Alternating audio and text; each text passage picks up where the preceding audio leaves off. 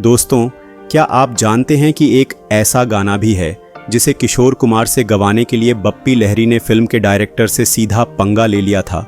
जी हाँ, वो गाना इतना खास था कि इसके लिए बप्पी दा किसी भी हद तक जाने को तैयार थे। तो चलिए जानते हैं उस गाने के बारे में जिसे लेकर हुआ था ज़बरदस्त ड्रामा। साल था 1980 और एक यंग म्यूजिक डायरेक्टर यानी खुद बप्पी लहरी अपने फैसले पर अड़ गए। फिल्म के निर्देशक बासु चटर्जी और पूरी टीम चाहते थे कि इस गाने को यशुदास गाएं, लेकिन बप्पी लहरी ने साफ साफ कह दिया कि अगर ये गाना किशोर दा को गाने को नहीं दिया गया तो मैं इस फिल्म में म्यूजिक नहीं दूंगा। पूरा सेट सन्न रह गया। क्या बप्पी दा का ये जुनून सही साबित हुआ? क्या डायरेक्टर को आखिरकार झुकना पड़ा? और क्या ये गाना वाकई अमर हो गया? चलिए कहानी में आगे बढ़ते हैं। दोस्तों, ये दौर था 1980 का, जब बॉलीवुड में मेलोडी गानों का सुनहरा समय चल रहा था।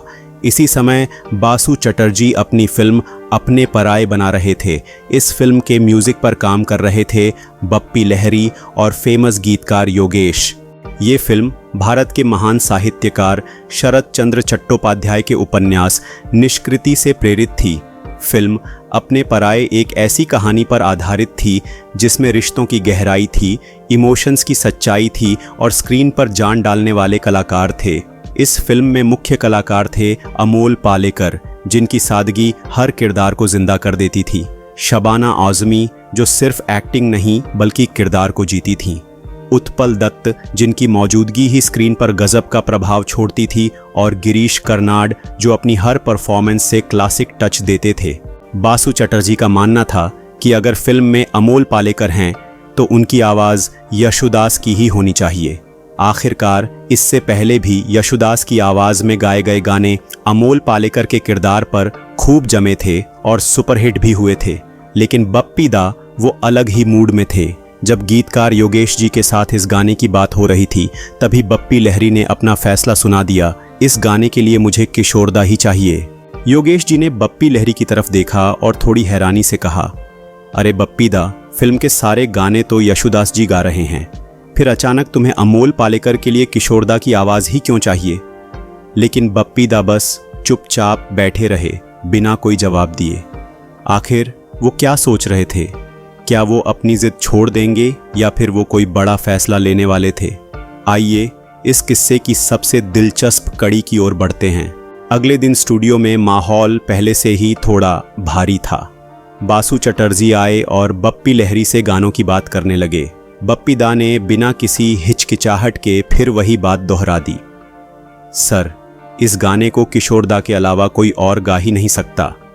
बासु चटर्जी ने हैरानी से बप्पी दा की तरफ देखा और पूछा, जब यशुदास मौजूद हैं तो तुम जिद क्यों कर रहे हो?